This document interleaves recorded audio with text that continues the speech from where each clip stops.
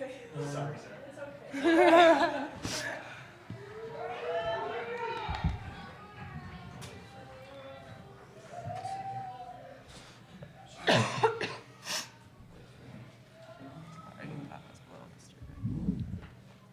Is he grabbing Madison? Yeah. Okay.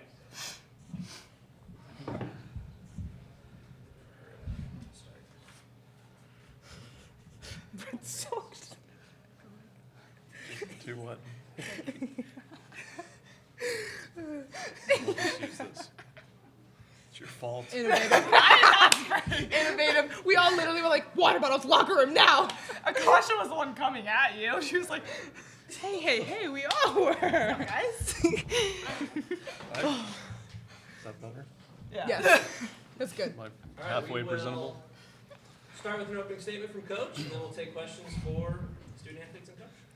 Sure. I mean, what can you say? It was a great match on the road.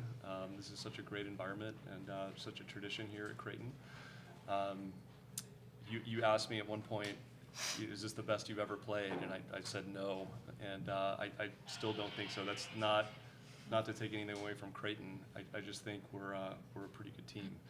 And you know, when we missed as many serves as we did, and we gave up a few points on serve reception, you know, that's a little uncharacteristic for us. So I thought that we had some more room in there to go, but you know, usually you don't overachieve in pressure situations like this. You usually just sink to the level of your training, you know, and your habits, and the level of our habits are good enough to get the win today. So I'm really proud of the team, and yeah, I think we've got a good chance to make some more noise. Questions? I'll just start. For all three of you, what were the emotions just in that post-game celebration?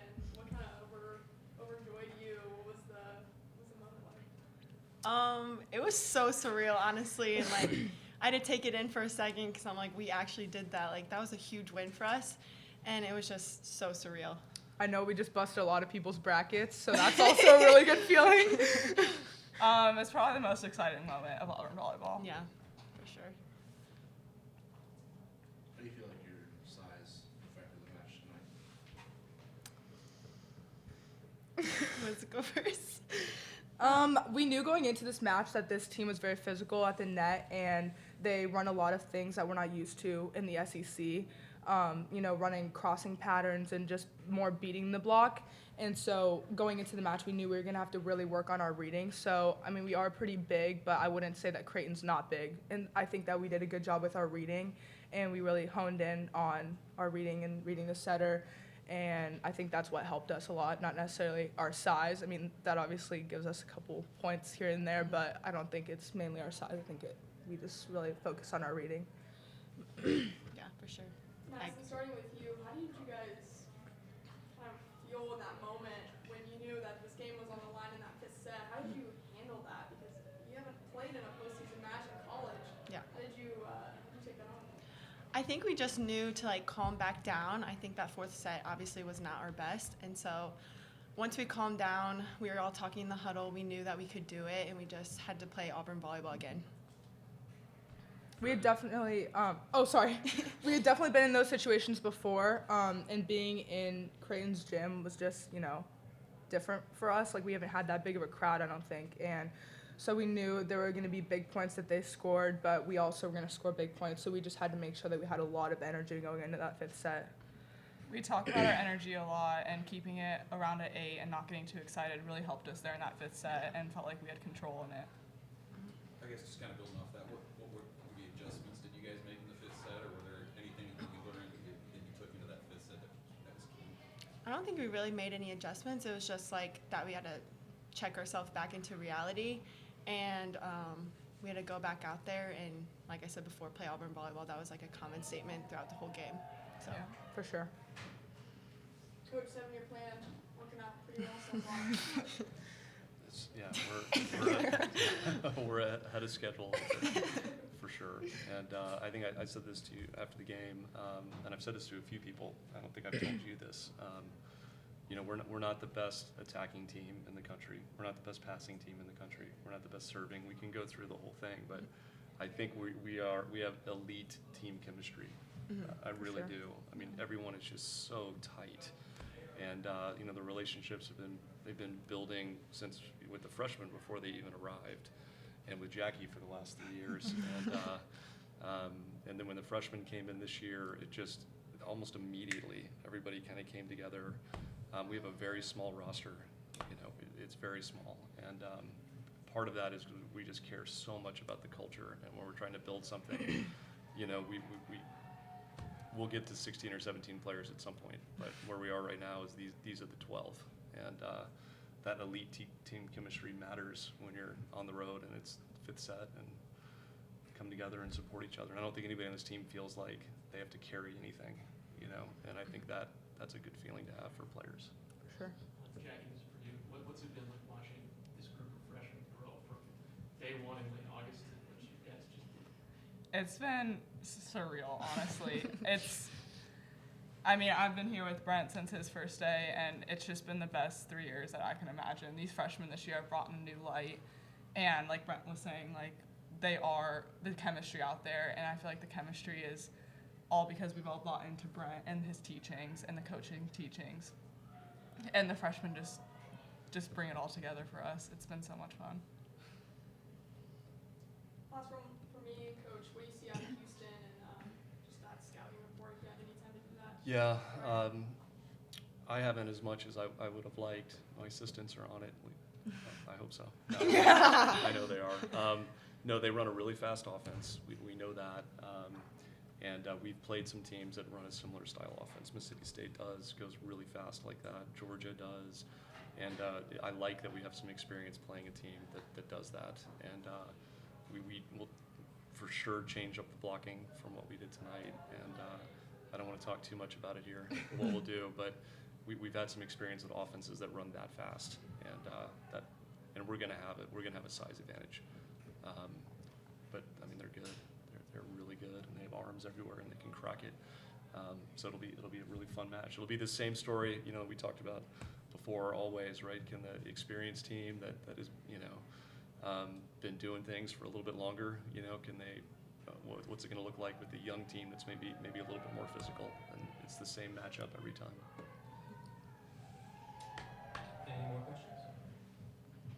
All right. Congratulations. Thank you. you. Thank you. Tomorrow. All right. Thank you all. Yeah. Congrats. Thank you.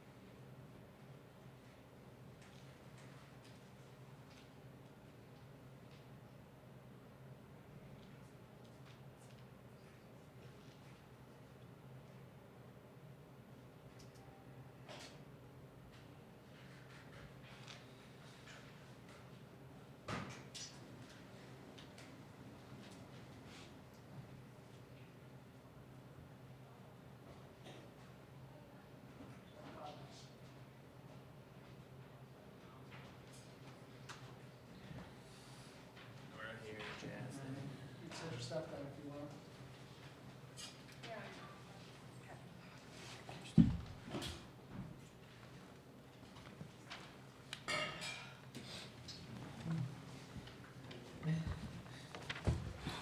Do an opening statement from coach, and then we'll take questions for student athletes and coach. Well, congrats to Auburn on a well-fought match. I thought they played really well and fought hard, and kudos to them on the job that Brent's doing to build that program. This is heartbreaking. I mean, it really is. It's a tough night. I think the tough thing is how much I love this group and how much they love each other, and what a fun journey it's been. And we're heartbroken that it's over.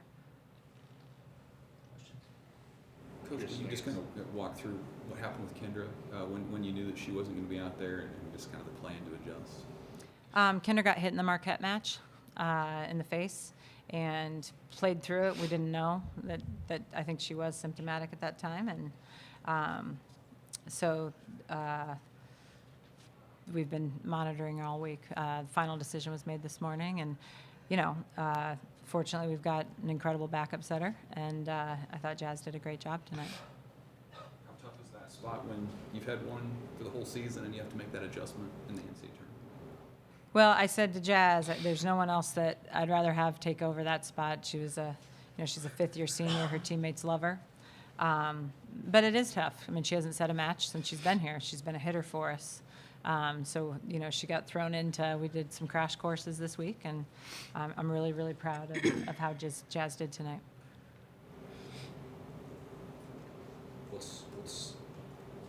How are you processing what happened in terms of the adversity you guys faced this week with Kendra's status being up in the air, and then ultimately knowing that you'd be without her tonight? How did you navigate that, do you think?